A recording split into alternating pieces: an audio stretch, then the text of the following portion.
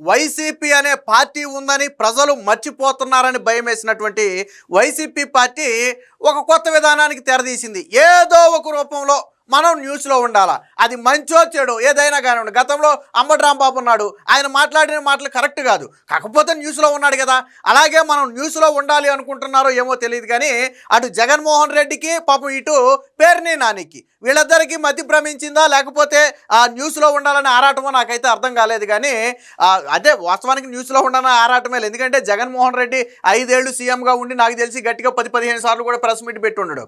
కానీ ఓడిపోయిన తర్వాత సగ క్లోజ్డ్ రూమ్లో రికార్డెడ్ ప్రెస్ మీట్లు ఆ వారానికి ఒకటి పెట్టే ప్రయత్నం చేస్తున్నాడు. ఎందుకనంటే ప్రజలు మర్చిపోతారనే భయం.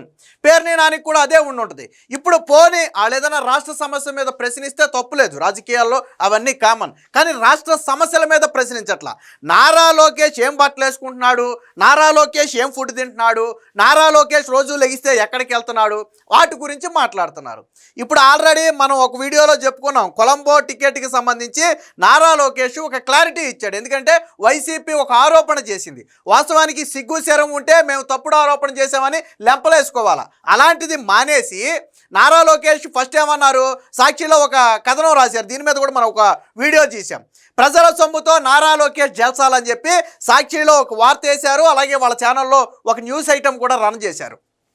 దానికి నారా లోకేష్ ఒక స్పష్టమైన క్లారిటీ ఇచ్చాడు. మ్యాచ్ టికెట్ నాదే, ఫ్లైట్ టికెట్ నాదేనని చెప్పి ఆయన ఏదో పుష్ప సినిమా స్లాంగ్లో, చిత్తూరు స్లాంగ్లో ఒక డైలాగ్ ఇసురుకొట్టడంతో ఆ వైసీపీకి 2 చెంపలు చెల్లుమన్నట్టయింది. ఎందుకనంటే మనం ఏదైనా ఒక వార్త వేసే ముందు కనీస వివరణ తీసుకోవాలి. నిజంగానే మీకు నారా లోకేష్ కొలంబో టికెట్ గవర్నమెంట్ సొమ్ముతో వెళ్ళాడని మీకు అనుమానం ఉంటే మీరు ప్రభుత్వం నుంచి సమాచారం కోరి తీసుకోవచ్చు.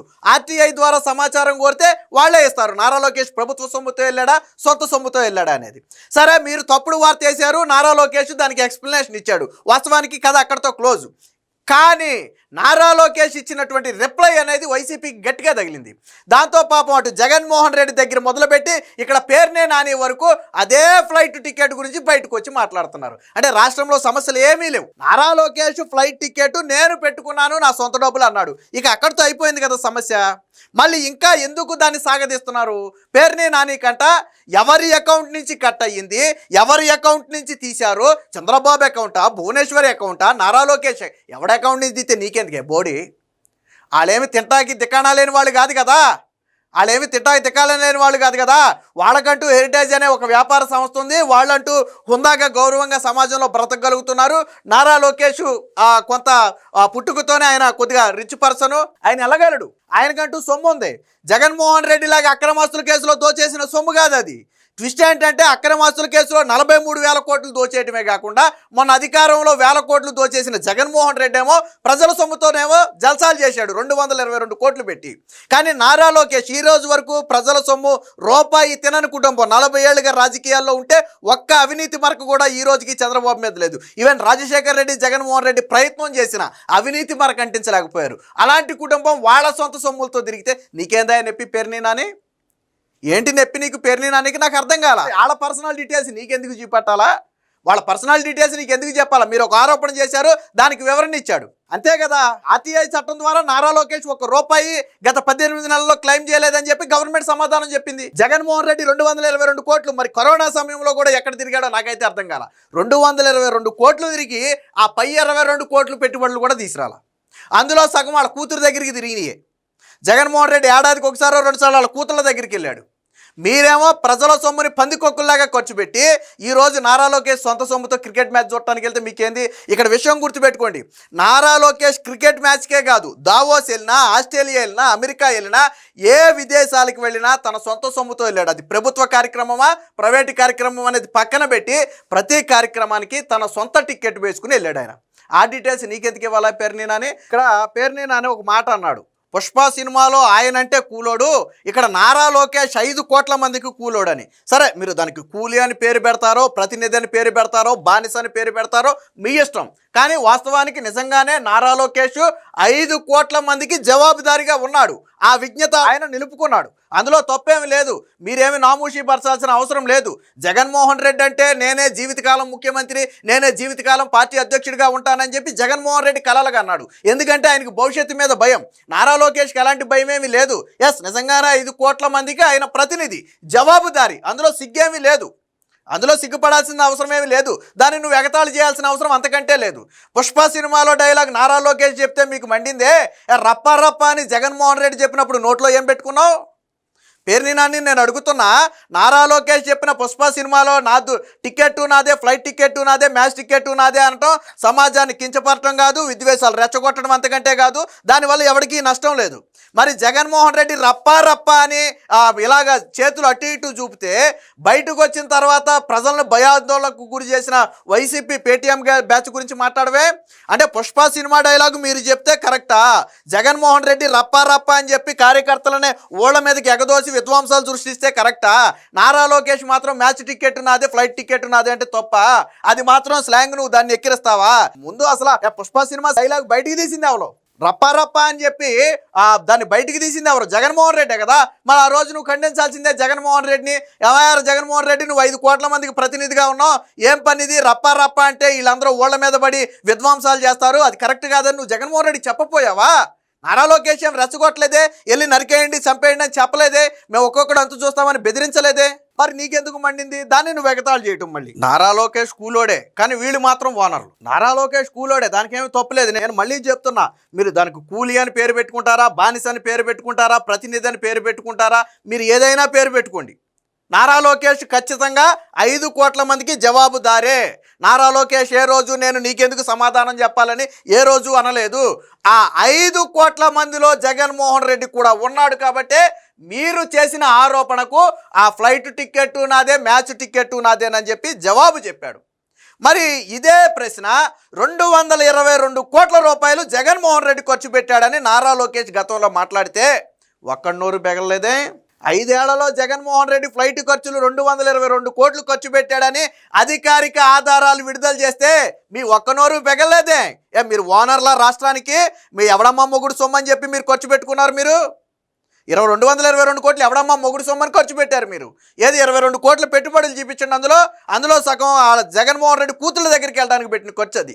అందులో సగం ఖర్చు ఏమో తిరుపతి వెళ్ళాలంటేనేమో గన్నవరం ఎయిర్పోర్ట్లో బయలుదేరేమో అక్కడ హైదరాబాద్ వెళ్ళాలి, భారతీ రెడ్డిని దింపాలి, తిరుపతి వెళ్ళాలి, తిరుపతిలో గుళ్ళో పని చూసుకోవాలి, మళ్ళీ హైదరాబాద్ వచ్చి భారతీ రెడ్డిని ఎక్కించుకోవాలి, తిరిగి మళ్ళీ ఇక్కడికి రావాలి. ఎవడమ్మా మొగుడు సొమ్మని ఖర్చు పెట్టారు కాదా? జగన్మోహన్ రెడ్డి తిరుపతి వెళ్తా భారతీ రెడ్డిని హైదరాబాద్లో దింపి తిరుపతి వెళ్ళిన మాట వాస్తవం కదా? మళ్ళీ తిరుపతి నుంచి భారతీ రెడ్డిని ఎక్కించుకుని మళ్ళీ విజయవాడ వచ్చిన మాట వాస్తవం కాదా? ఓపెన్ ఛాలెంజ్ ఎవరికైనా సరే. దాని గురించి ఎవడు మాట్లాడలేదే. మరి నువ్వు చెప్పిన వాళ్ళందరూ కూడా వాళ్ళ కుటుంబ సభ్యులే. భువనేశ్వరి కుటుంబ సభ్యురాలే, బ్రాహ్మణి కుటుంబ సభ్యురాలే, చంద్రబాబు కుటుంబ సభ్యుడే. సో వాళ్ళ కుటుంబంలో ఎవరో ఒక టికెట్ తీశారా? నీకేంది నొప్పి? జగన్మోహన్ రెడ్డి తాడేపల్లి ప్యాలెస్ నుంచి వారం వారం బెంగళూరు ప్యాలెస్కి వెళ్ళటానికి రావటానికి ఫ్లైట్ టికెట్లు ఎవరు తీస్తున్నాడు నేను అడుగుతున్నా. నువ్వు పెట్టు బయట.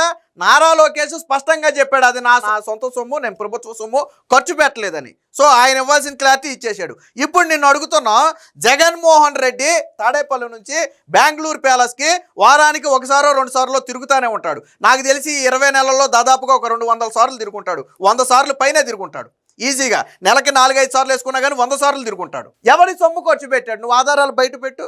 అంటే నారా లోకేష్ టికెట్ ఎవరి టికెట్ కొన్నాడో నారా లోకేష్ బయట పెట్టాలని. మరి జగన్మోహన్ రెడ్డి తిరిగిన యాత్ర ఖర్చులు మేము బయట పెడతాం, మరి అవి ఎక్కడి నుంచి పెట్టాడో ఒకసారి చెప్తే బాగుంటుంది. ఇది అధికారికంగా Andhra Pradesh aviation corporation limited statement of expenditure from 2019 to 14 March. అంటే జగన్మోహన్ రెడ్డి సీఎంగా ఉన్నప్పుడు సమయంలో చేసినటువంటి ఎక్స్పెండిచర్స్ మొత్తం మనం టోటల్ చూద్దాం. మిగతా అన్ని ఫిక్స్డ్, అదర్ ఛార్జెస్, హెలికాప్టర్ ఇవన్నీ పక్కన పెట్టి 2019-20 మధ్య మొత్తంగా 31 కోట్లు ఖర్చు పెట్టాడు. అలాగే 2020-21లో 44 కోట్లు ఖర్చు పెట్టాడు. 21-22లో 49 కోట్లు ఖర్చు పెట్టాడు. ట్విస్ట్ ఏంటో తెలుసా? ఈ రెండు కూడా కరోనా సమయాలు. 21-22 కూడా కరోనా సమయాల్లోనే దాదాపుగా 100 కోట్లు సుమారు ఖర్చు పెట్టాడు జగన్మోహన్ రెడ్డి. మరి ఎక్కడికి తిరిగాడో నాకైతే అర్థం కాల. 22, 23లో 47 కోట్లు ఖర్చు పెట్టాడు. 23, 24 అంటే ఆయన దిగిపోయింది మార్చి టయానికి అయినా 50 కోట్లు ఖర్చు పెట్టాడు. మొత్తంగా ఆయన ఖర్చు పెట్టింది ఎంతో తెలుసా? ఓవరాల్గా 222 కోట్ల రూపాయలు పైబడి ఇది జగన్మోహన్ రెడ్డి పెట్టిన ఖర్చు. నువ్వు ఇందాక అన్నావు కదా, ఎవడి అకౌంట్ నుంచి తీసుకొచ్చావు, నువ్వు 5 కోట్ల మందికి బానిసవే, 5 కోట్ల మందికి కూలీ అన్నావు కదా. జగన్మోహన్ రెడ్డి 5 కోట్ల మందికి కూలీ కదా, ఆయన ఏమన్నా 5 కోట్ల మందికి ఓనరా? జగన్మోహన్ రెడ్డిని ఎన్నుకున్నది ఎందుకు? ప్రజలను పాలించడానికే కదా. మరి ఆ లెక్కన ఆయన కూడా 5 కోట్ల మంది కూలీనే. మరి జగన్మోహన్ రెడ్డి ఎవడు దుడ్డు ఖర్చు పెట్టాడు ఇక్కడ? ప్రజల దుడ్డు ఖర్చు పెట్టాడు ఇక్కడ. జగన్మోహన్ రెడ్డి 200 నువ్వు అన్నావు చూసావా కూలీ అని, కూలీ కాదు, నిజమైన కూలీ నారా లోకేష్ కాబట్టి ప్రజల మీద 1 రూపాయి భారం వేయలా. మీరు పుట్టుకతోనే మరి అపర కోటీశ్వర్లుగా పుట్టారో లేకపోతే దోచుకున్న తర్వాత అపర కోటీశ్వర్లుగా మారారో నాకు తెలియదు, కానీ మీరు మాత్రం ఓనర్ లాగా అదే ప్రజల రక్తాన్ని పీల్చారు. 222 కోట్లు అంటే ప్రజల సొమ్ము. ఆంధ్రప్రదేశ్లో ఉన్న 5 కోట్ల మందికి ఇందులో భాగం ఉంది. 5 కోట్ల మంది నెత్తి మీద ఈ ఒప్పేశారు మీరు. నారా లోకేష్ ఒక్క పైసా ఒక వ్యక్తి నెత్తి మీద ఇలా అప్పు. ఇప్పుడు చెప్పు డైలాగు, పుష్ప డైలాగు ఇప్పుడు చెప్పు ఒకసారి. జగన్మోహన్ రెడ్డి 5 కోట్ల మంది మీద కలిపి 222 కోట్లు ఖర్చు పెట్టాడా లేదా? ఇందులో సగం ఖర్చు కూతుళ్ళ దగ్గరికి, సగం ఖర్చు భార్యను హైదరాబాద్లో దింపి తిరుపతి వెళ్ళడానికి పెట్టిన ఖర్చు, సగం ఖర్చు ఇది. కరోనా సమయంలో అందరూ ఇళ్లలో ఉంటే జగన్మోహన్ రెడ్డి ఎక్కడ తిరిగాడో నాకైతే అర్థం కాల. మరి అందరూ ఇళ్లలో ఉన్న సమయంలో జగన్మోహన్ రెడ్డి విదేశాలు ఎక్కడ తిరిగాడు నాకు అర్థం కాల. మరి నారా లోకేష్ ఈ 18 నెలల్లో దానికి సంబంధించి కూడా ఉంది ఒకటోసారి చూడండి. ఇదిగో నా ఈ ఆర్టీఐ ద్వారా తీసుకున్నటువంటి ఇది. సో ఆర్టీఐ అప్లికేషన్ ద్వారా వచ్చిన రిప్లై చూడండి. With reference to your RTI application cited under reference, I am to inform you that to no travelling expenses have been claimed in respect of the Honorable Minister of Human Resource Development and Higher Education Department, AP Secretariat Velagapudi. So Nara Lokesh అనే వ్యక్తి ఒక్క రూపాయి కూడా, అది అప్పుడు కాదు, entire ఇది ఈ ఆర్టీఐ అప్లికేషన్ పెట్టి దాదాపుగా 2-3 నెలలు అయింది. సో ఎప్పుడు ఇది 11వ నెల డిసెంబర్ 2025 డిసెంబర్, అంటే ఆల్మోస్ట్ 2.5 నెలలు 3 నెలలు అవుతుంది. 3 నెలల క్రితం తీసుకున్నటువంటి ఆర్టీఐలో చెప్పింది ఏంటి అంటే, నారా లోకేష్ ప్రభుత్వం ఏర్పడిన తర్వాత సింగిల్ రూపీ కూడా గవర్నమెంట్ నుంచి తీసుకోవాలా, అంటే ప్రజల నెత్తి మీద భారం వేయాలా. మనం గవర్నమెంట్ నుంచి 1 రూపాయి తీసుకున్నామంటే ఖచ్చితంగా అది ప్రజల నెత్తి మీద భారం, ఎందుకంటే ఎవరి జేబులో సొమ్ము కాదు. మరి జగన్మోహన్ రెడ్డి 5 ఏళ్లలో ఒక్కసారి కనీసం తన కూతుళ్ళ దగ్గరికైనా సొంత ఖర్చుతో వెళ్ళాడా? తన కూతుళ్ళ, మిగతా అన్ని వదిలే అధికారిక కార్యక్రమాలు okay, I accept. Jaganmohan Reddy తన కూతుళ్ళ దగ్గరికైనా సరే సొంత ఖర్చుతో వెళ్ళాడా? నారా లోకేష్ ప్రభుత్వ కార్యక్రమాలకు కూడా తన సొంత ఖర్చుతో వెళ్ళాడు. ఇప్పుడు చెప్పు, ఎవడు కూలీలాగా వ్యవహరించాడు, ఎవడు ఓనర్లాగా వ్యవహరించాడు? నారా లోకేష్ జవాబుదారి కాబట్టి ప్రజల నెత్తి మీద రూపాయి వేయలా. జగన్మోహన్ రెడ్డి విచ్చలవిడిగా నేనే రాజు నేనే మంత్రి అనుకున్నాడు కాబట్టి 222 కోట్లు ఖర్చు పెట్టారు. మీరు మాట్లాడుతున్నారు లోకేష్, సిగ్గు అనిపించట్లేదా? ఆయన స్పష్టంగా చెప్పాడు, టికెట్ నాదని చెప్పాడు ఆయన, అది అక్కడితో ముగిసిపోయింది. మరి ఎందుకు మీరు ఉలిక్కి పడుతున్నారు అక్కడ? నారా లోకేష్ నా డబ్బులతో, అసలు వాస్తవానికి సాక్షి మీద డిఫర్మేషన్ కేసు వేయాలి.